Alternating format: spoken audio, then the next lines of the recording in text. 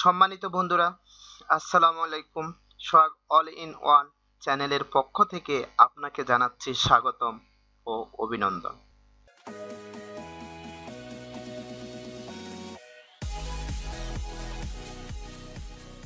আপনাদেরকে আজকের ভিডিওতে আমি যে বিষয়টা নিয়ে আপনাদের সামনে হাজির হয়েছি সেটা হচ্ছে যে সিভির কভার লেটার।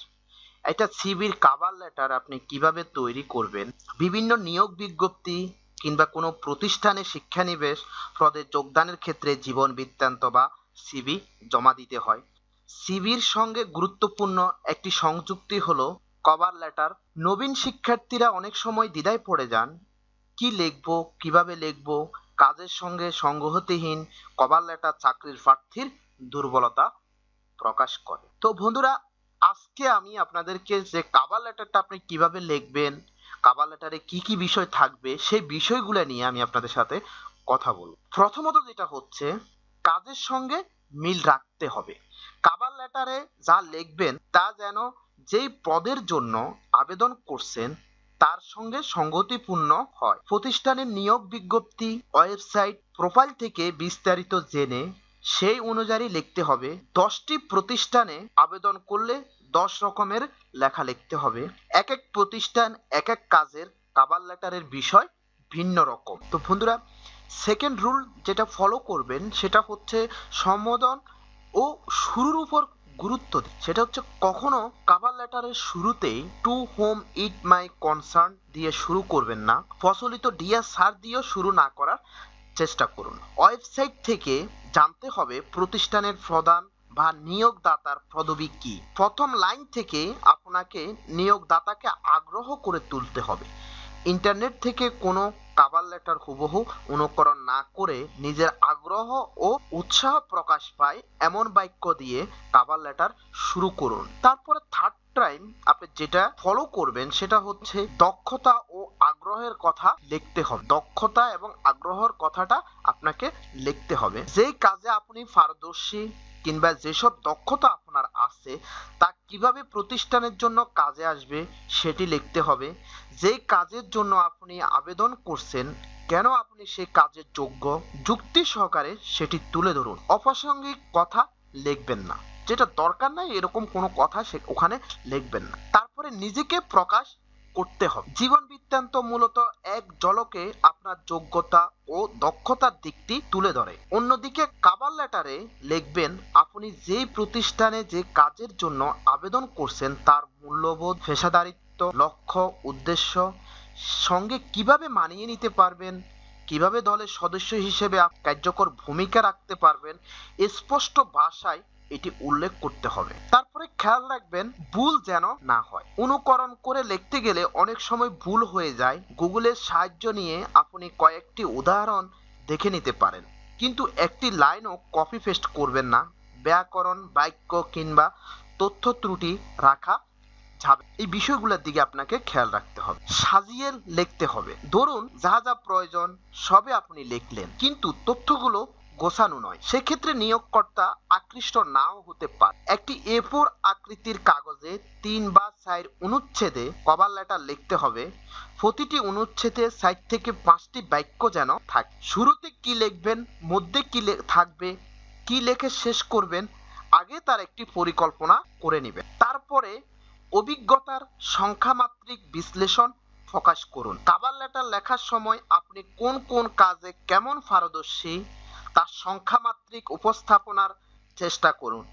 যেমন আপনি হয়তো 60টি স্বেচ্ছাসেবকমূলক কাজে 15,000 স্বেচ্ছাসেবকের নেতৃত্ব ছিলেন, কিংবা কোনো প্রতিষ্ঠানে শিক্ষানিবেশ হিসেবে উন্নয়ন প্রকল্পের বাজেট তৈরি করেছেন। এসব বাস্তব উদাহরণ আপনি আপনার কভার লেটারে লিখতে পারেন। তারপরে নিয়োগকর্তার ভাষা বোঝার চেষ্টা করুন। এক এক প্রতিষ্ঠানের ভাষা এক এক রকম হয়। আপনাকে প্রতিষ্ঠানের ওয়েবসাইট, ফেসবুক প্রোফাইল ঘেঁটে সেই প্রতিষ্ঠানের ভাষা, রীতি ও মূল্যবোধ বুঝতে হবে।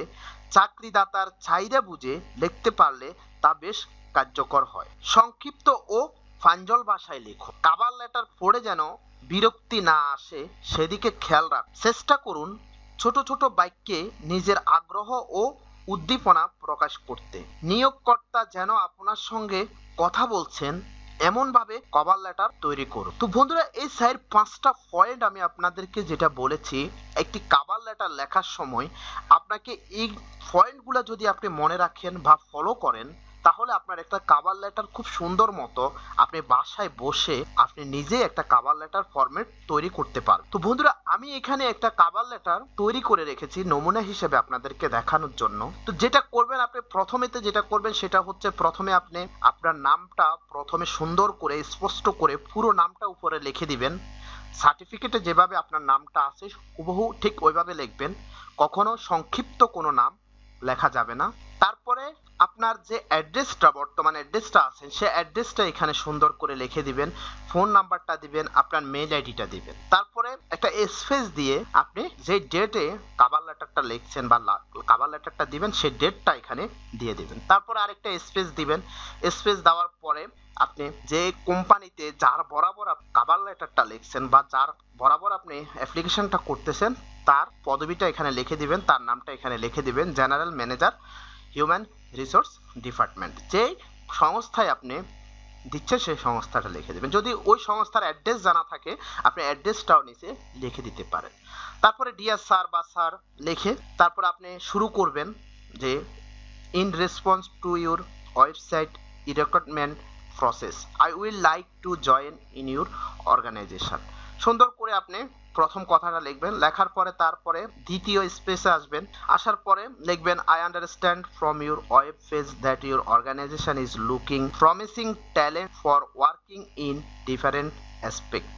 You will note from my enclosed CV that my education background as well as my skill and experience that make me an ideal candidate for your organization. আপনি এখানে সুন্দর মতো তাদের একটু প্রশংসা করে তারা যে সংস্থায় নিতে যাচ্ছে বা আপনি যেভাবে লিখবেন এখানে তাদেরকে বুঝাই, তাদের সবকিছু ভালো বলে যে আমি আপনার এটা বুঝতে পেরেছি যে আপনাদের কোম্পানি সম্পর্কে অনেক কিছু জানি বা কোম্পানিটা ভালো, যেভাবে লেখা যায় সুন্দর করে এই প্যারায় এই জিনিসটা লিখে দিবেন। তারপরে দ্বিতীয় প্যারায় আসবেন, আসার পরে এখানে আপনি কিভাবে কাজ করবেন, তাদেরকে কিভাবে আপনি সাহায্য করতে পারেন বা আপনি আপনার যে অভিজ্ঞতা আছে সেই অভিজ্ঞতাটা তাদের এখানে কিভাবে আপনি প্রয়োগ করতে পারেন সেটা সুন্দর করে এখানে বুঝিয়ে দিবেন। লিখবেন I believe working in a reported organisation like your will provide me an excellent opportunity for my career growth. I am confident that if I get an opportunity to serve at your organization, I will prove myself to be an important asset through my dedication, sincerity and highest level for professionalism. আপনি এখানে সুন্দর করে যে আপনি যা তাদেরকে দিতে চান সেটা এক কথায় মানে ভালো করে বুঝিয়ে দিবেন। তারপরে নিচে যে আমি আপনার জন্য আপনার অপেক্ষায় আছি, যে আপনার সাথে ইন্টারভিউতে অ্যাকসেপ্ট করার জন্য আপনার কলের অপেক্ষায় আছি, সুন্দর করে এই জিনিসটা বুঝিয়ে দিবেন। তারপরে আপনি ইউর ট্রুলি রাজিয়া সুলতানা, এখানে আপনার নামটা লিখে দিবেন, নিচে আপনি আপনার ফোন নাম্বারটা এখানে লিখে দিতে পারেন। তো বন্ধুরা, এইভাবে যদি আপনি একটা কভার লেটার আপনি যদি লেখেন তাহলে আশা করা যাচ্ছে যে আপনার কভার লেটারটা অনেক সৌন্দর্য এবং অনেক ভালো দেখাবে। তো বন্ধুরা, আমি আমার এই ছোট্ট জ্ঞান থেকে বা আমি যতটুকু পারছি আপনাদেরকে বোঝানোর চেষ্টা করছি, হয়তো আপনারা আরো বেশি জানতে পারবেন বা আরো বেশি জানেন। তো বন্ধুরা, যদি কোনো কিছু ভুল হয়ে থাকে বা কোনো কিছু আপনারা বুঝতে কষ্ট হয় তাহলে আমাকে কমেন্টসে জানাবেন। আশা করি আমার এই ভিডিওটা দেখার পরে আপনার কিছু না কিছু উপকৃত হবেন বা আপনার উপকার হবে। যদি আপনার উপকার হয়ে থাকে তাহলে আমার কষ্টটা সার্থক হবে। আজকে এই পর্যন্তই বন্ধুরা, পরবর্তীতে আবার দেখা হবে আপনাদের সাথে অন্য কোনো ভিডিওতে আবার কথা বলবো। তো বন্ধুরা, যদি আমার ভিডিওটি ভালো লেগে থাকে প্লিজ আমার ভিডিওতে একটা লাইক করবেন এবং আমার চ্যানেলটি যদি সাবস্ক্রাইব করে না থাকেন প্লিজ আমার চ্যানেলটি সাবস্ক্রাইব করুন। ওকে বন্ধুরা, আল্লাহ হাফেজ, আসসালামু আলাইকুম।